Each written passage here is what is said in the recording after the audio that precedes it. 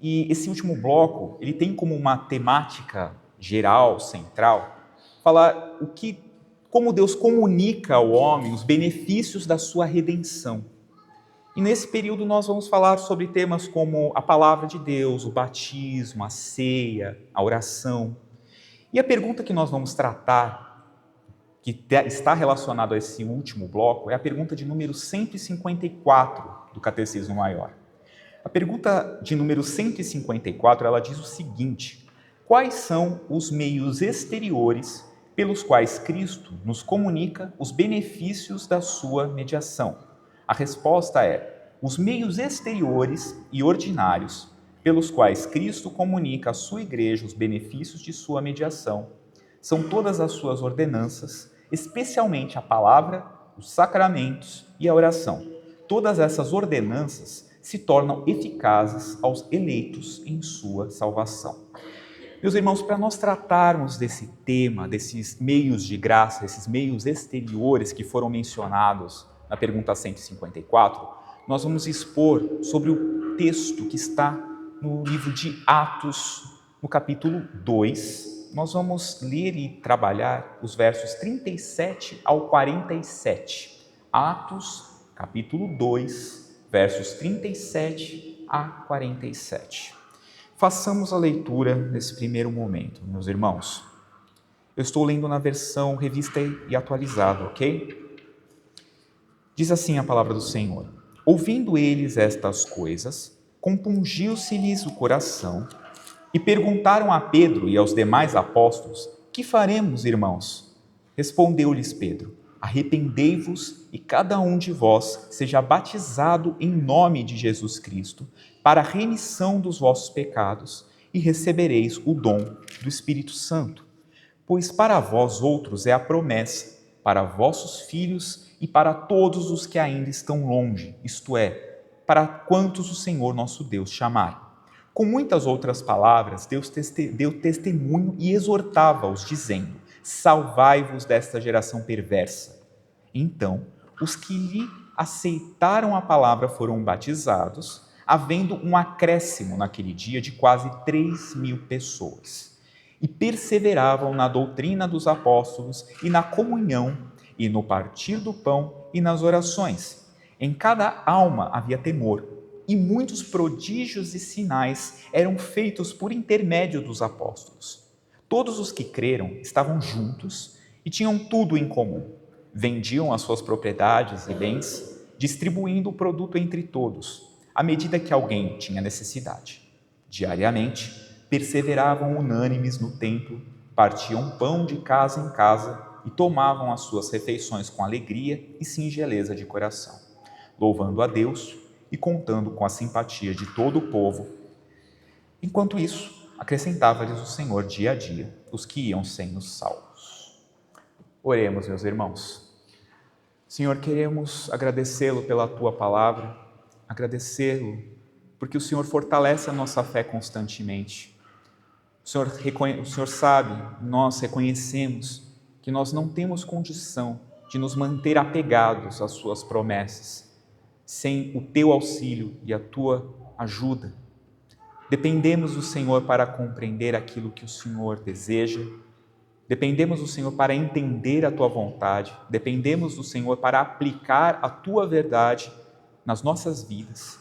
Necessitamos do Senhor neste momento, que o Senhor possa falar conosco e nos alimentar através da tua santa palavra, fortalecendo a nossa fé, e que possamos perseverar no Senhor, com a ajuda e o direcionamento do teu Santo Espírito.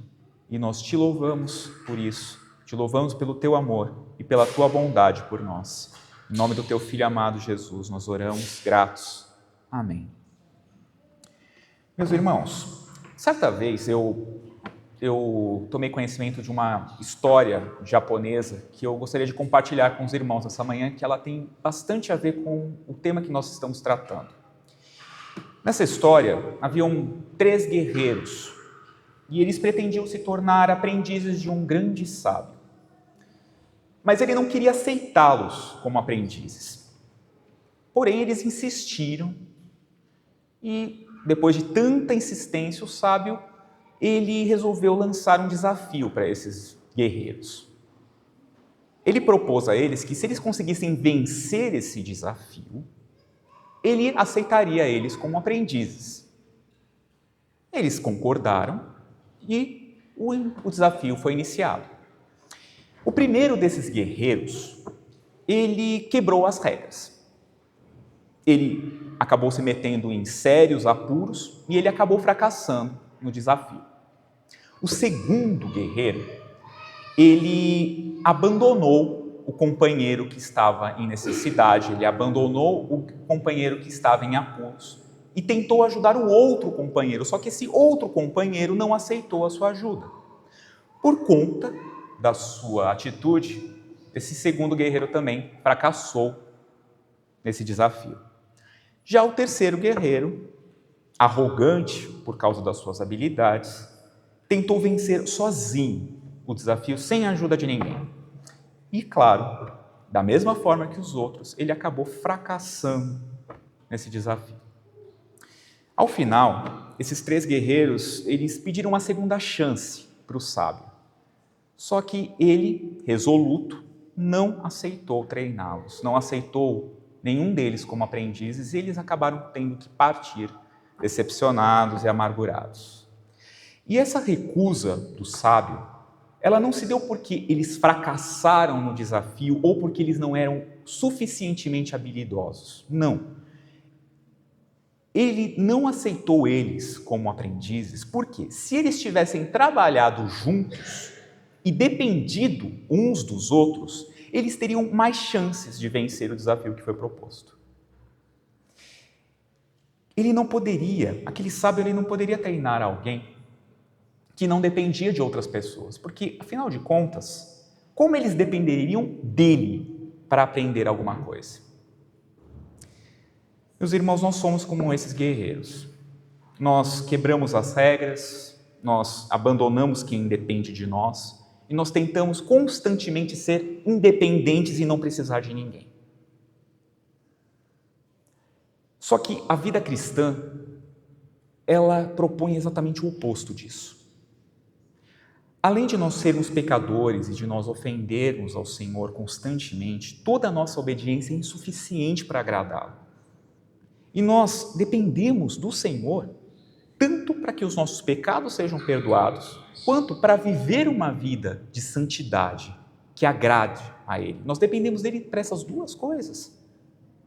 Sozinhos nós não nos bastamos, meus irmãos.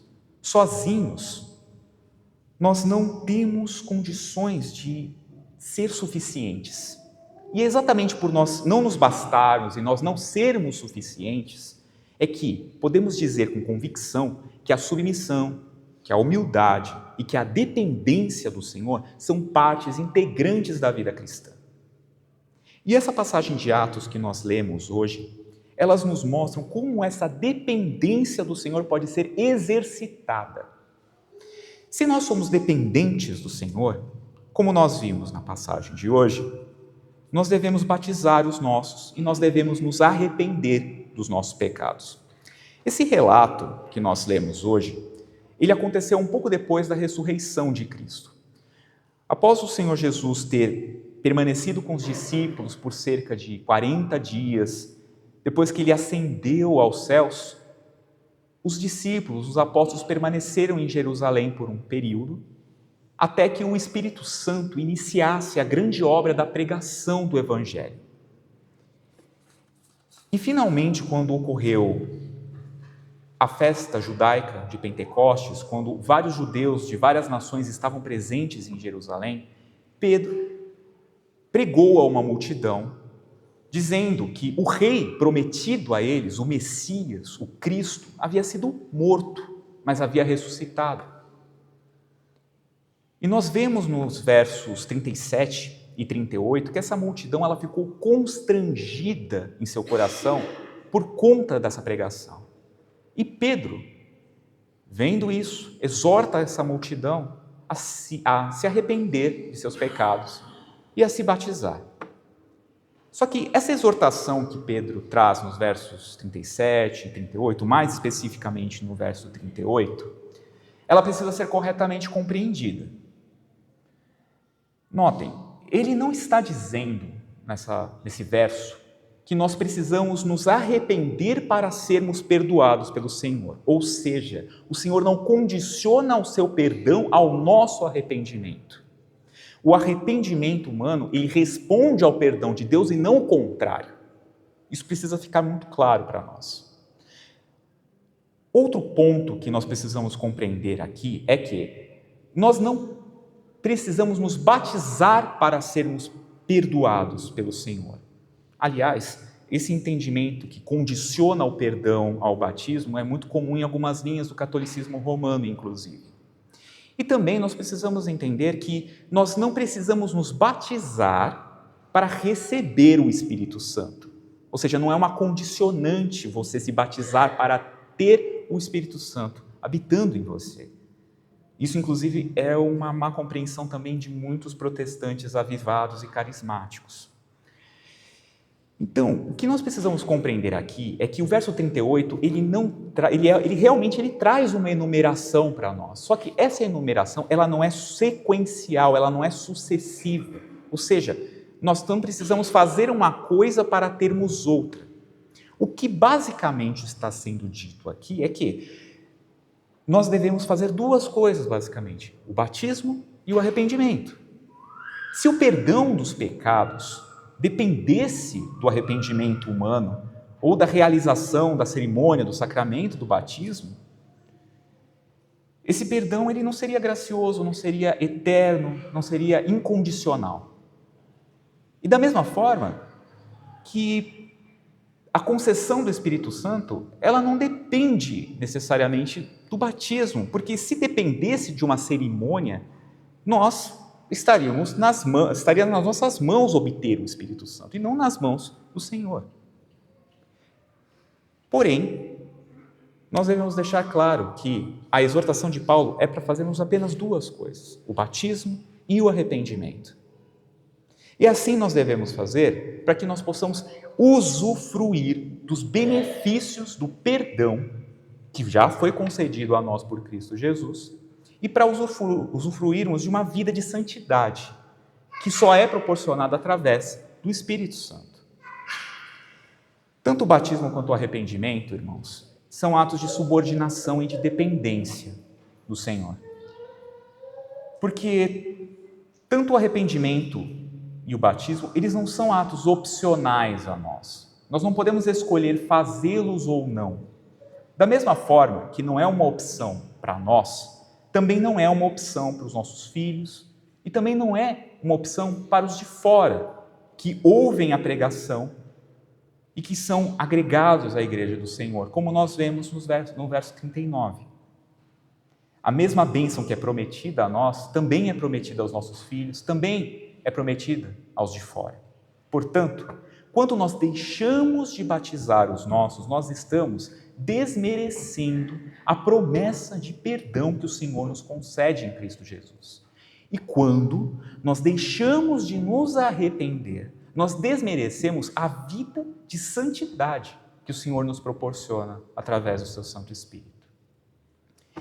Meus irmãos, eu posso dizer com convicção e conhecimento de causa que um perfeccionista, alguém que não suporta erros, que tem uma ilusão de que pode acertar o tempo todo, tem muita dificuldade de entender a graça do Senhor. E acredita em mim, eu sou um deles. A partir do momento que nós temos consciência dos nossos pecados, nós tentamos procurar soluções alternativas, nós tentamos achar formas de tentar nos consertar. Nós fazemos como a multidão que nós vimos. Quando Pedro pregou, a primeira pergunta que a multidão fez foi: o que nós vamos fazer? Ou seja, é uma busca de fazer alguma coisa para, de alguma forma, consertar o que está errado. E entendam, não é apenas, muitas vezes nós não buscamos esse conserto, não apenas porque é natural a nós corrigirmos aquilo que está errado em nós, mas também porque muitas vezes nós queremos dizer coisas do tipo: eu consertei e eu consegui consertar sozinho, eu venci sozinho, eu não preciso de ninguém, é tudo graças a mim que isso foi corrigido. Da mesma forma que nós vimos nos guerreiros da história que nós ouvimos agora há pouco. Mas não entendam mal, meus irmãos. Nós devemos sim abandonar os nossos pecados, nós devemos sim lutar para nos afastar desses pecados. Nós devemos fazer o que Pedro diz no verso 40, nos salvar, nos livrar dessa geração perversa. Mas, apesar disso, nós continuamos sendo pecadores.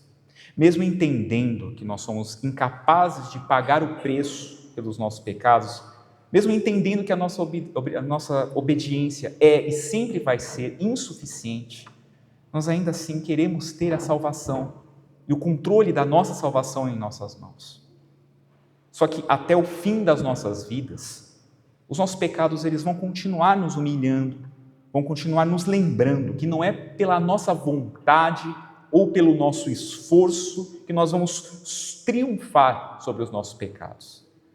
Mas só vamos triunfar sobre os nossos pecados pela vontade e pelo esforço de Cristo, Jesus. Meus irmãos, a nossa salvação não está nas nossas mãos. A salvação dos nossos filhos não está nas nossas mãos. A salvação daqueles que ouvem a pregação do Evangelho pelas nossas bocas não está nas nossas mãos. Mas glória a Deus, porque a nossa salvação, ela está nas mãos seguras de Cristo. Ela está nas mãos de Cristo. E é exatamente isso que nós declaramos quando batizamos os nossos. Nós dependemos do Senhor para que os nossos filhos possam ser salvos.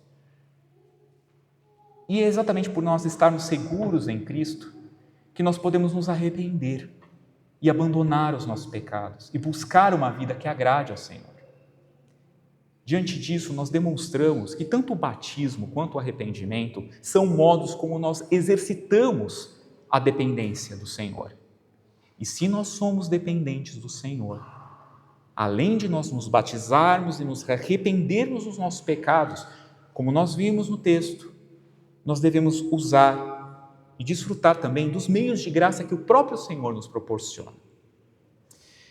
Após o derramamento do Espírito, que fortaleceu a fé dos discípulos para a pregação do Evangelho, nós vemos um breve relato de como eles viviam depois disso. Nós vemos esse relato entre os versos 42 e 47, a 47 que nós lemos. E mais especificamente no verso 42, nós vemos que Lucas, que escreveu o livro de Atos dos Apóstolos, ele enumera 4 práticas ou 4 disciplinas que indicavam como a vida dos discípulos era simples, era uma vida humilde e, principalmente, era uma vida que dependia do Senhor em todos os seus aspectos, dependia do Santo Espírito em todos os seus aspectos. A primeira prática ou disciplina que é mencionada no verso 42 é a perseverança na doutrina ou ensino dos apóstolos. Se nós pegarmos a pregação de Pedro, nós vemos que os apóstolos, eles usavam tanto os escritos dos profetas, quanto o testemunho e a vida do próprio Cristo, como uma forma de fortalecer a fé do povo de Deus naquele momento. E eles não criavam algo novo, percebam isso. Eles dependiam do que já havia sido revelado e já havia sido ensinado a eles. Eles dependiam daquilo que o Senhor havia revelado aos seus profetas e a eles como apóstolos, para que a fé do povo de Deus fosse fortalecida. Essa é uma das práticas, é uma das disciplinas que são enumeradas aqui. A segunda delas é a comunhão, ou seja, os irmãos, eles dependiam uns dos outros. Nós vemos isso, principalmente nos versos 44 e 45, que quando eles passavam necessidades, eles dividiam o que eles tinham. Isso também é um ato de dependência, um ato de dependência uns dos outros. A terceira prática que é mencionada no verso 42 é o partilhar do pão, ou seja, quando os irmãos ceavam, Eles celebravam e declaravam que dependiam do sacrifício de Cristo por eles, para eles terem paz com Deus. Então também é um ato de dependência. E, por último, a quarta prática, a quarta disciplina que é mencionada no verso 42, é a oração. Quando nós oramos, meus irmãos, nós nos colocamos numa posição de súplica diante do Senhor. Nós declaramos que nós dependemos dEle, que precisamos dEle para que a nossa fé não enfraqueça, não falhe. Ou seja, percebemos que em cada uma dessas práticas a dependência ao Senhor está presente. Elas são práticas que são marcas distintivas, inclusive, da igreja. Ou seja, o povo de Deus ele era identificado através dessas práticas, assim como a adoração e o culto ao Senhor. Quando o povo de Deus se reunia e praticava isso, nós sabíamos que o povo de Deus estava reunido naquele lugar. E essas práticas ou disciplinas, elas são práticas piedosas, por quê? Porque elas demonstravam temor ao Senhor e elas eram práticas caridosas, porque elas demonstravam uma dependência uns dos outros, demonstrava amor ao próximo. Então elas demonstravam tanto piedade quanto caridade, ao mesmo tempo. Embora essas práticas elas envolvam uma ação, uma atitude do povo de Deus, elas tiram completamente o protagonismo do homem, tiram completamente o mérito do homem, tiram completamente a autonomia do homem. E elas nos colocam numa posição submissa à graça do Senhor. E é exatamente por isso que elas são chamadas de meios de graça. E percebam, são meios de graça e não meios para a graça. Por quê? Porque ao praticarmos, ao exercitarmos essas práticas, nós não estamos produzindo graça, nós não estamos forçando ou barganhando a graça com o Senhor. Mas nós estamos, através delas, usufruindo da graça do Senhor, desfrutando dela, desfrutando da redenção que o Senhor Jesus nos proporcionou, através dessas práticas. Meus irmãos, uma frase muito conhecida, que se tornou muito conhecida, muito popular hoje em dia, é a seguinte, com certeza os irmãos já devem ter ouvido ela: deixem com o Pai que o Pai resolve. Essa frase, ela se tornou muito popular, porque ela significa basicamente, quando a gente usa ela quando a gente quer dizer, deixa comigo, eu dou conta, eu sou bom nisso. Geralmente a gente usa essa frase para isso. Só que, ironicamente, ela mostra exatamente o quanto que nós somos avessos à dependência. Mostra que nós não gostamos de depender dos outros, nós declaramos ela para mostrar que nós nos bastamos, que nós somos independentes. Só que, por uma grande ironia, essa frase, ela traz o princípio básico por trás das práticas, das disciplinas ou dos meios de graça. Por quê?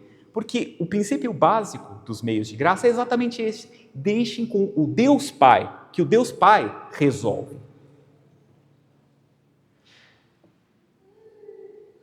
Na palavra de Deus nós temos até uma expressão muito similar a essa. Quando Abraão e o seu filho Isaque foram sacrificar e Isaque perguntou ao pai onde estava o cordeiro, Abraão disse exatamente isso: Deus proverá.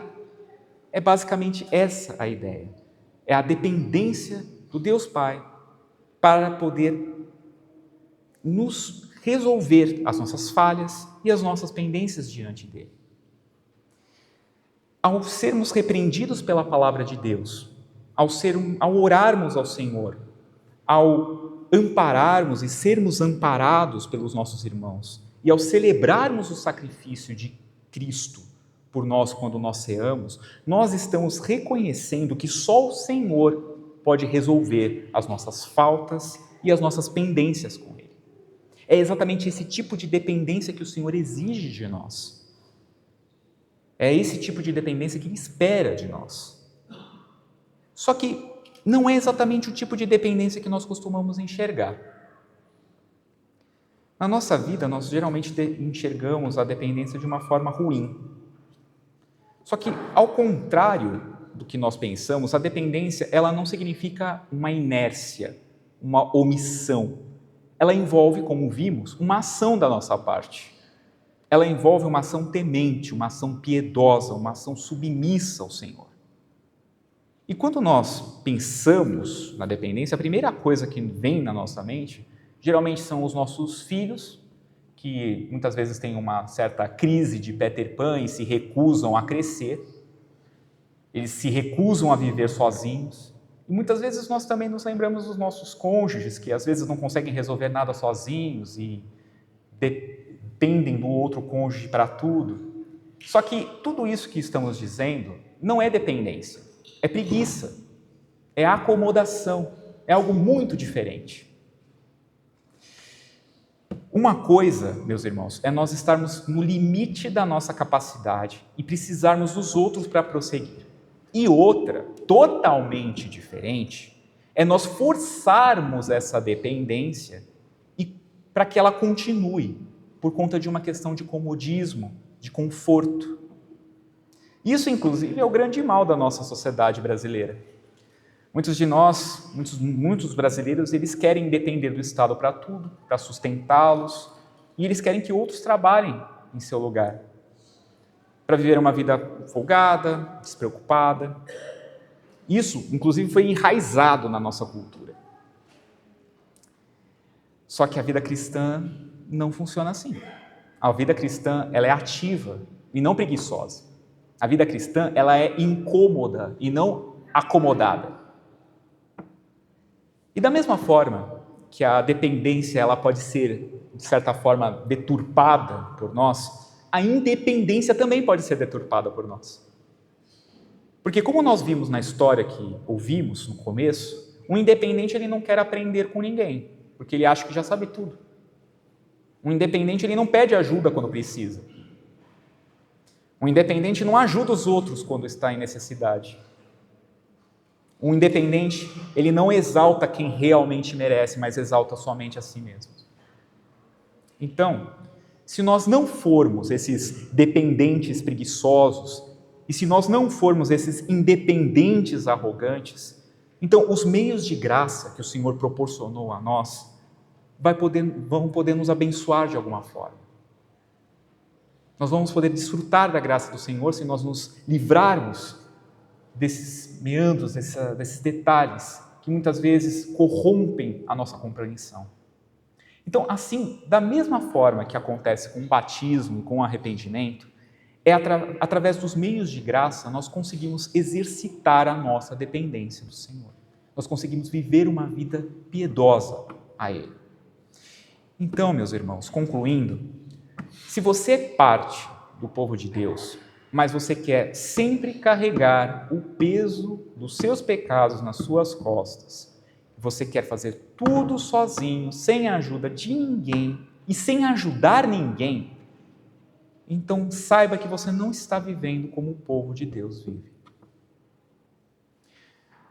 Porque a vida cristã é uma vida de dependência. Ela não é uma dependência dolorosa ou uma dependência que escraviza. É uma dependência que nos permite usufruir e desfrutar do perdão e da misericórdia que só existem em Cristo Jesus.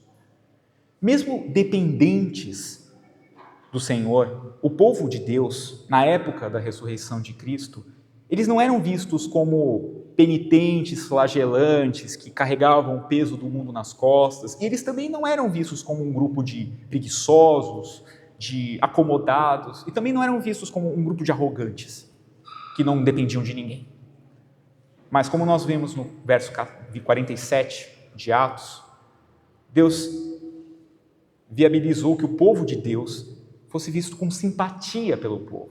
Não porque havia algo digno no povo de Deus, mas porque o Cristo anunciado por eles era digno. Então, se nós somos parte do povo de Deus, que nós possamos honrar as promessas do Senhor, que possamos, ao honrar essas promessas de perdão do Senhor, que nós possamos batizar os nossos.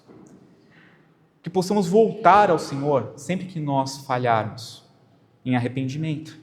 Que possamos ser submissos às exortações da palavra de Deus. Que possamos ajudar e sermos ajudados pelos nossos irmãos em Cristo. Que possamos sempre celebrar o sacrifício de Cristo por nós, que nos libertou, um sacrifício que foi feito em nosso favor, para vivermos uma vida de santidade, e que possamos perseverar em orações e em súplicas ao Senhor. Dessa forma, meus irmãos, nós poderemos usufruir da graça do Senhor. Dessa forma, nós poderemos desfrutar do perdão e também de uma vida santa, que agrada a Ele, para a sua honra e para a sua glória. Amém.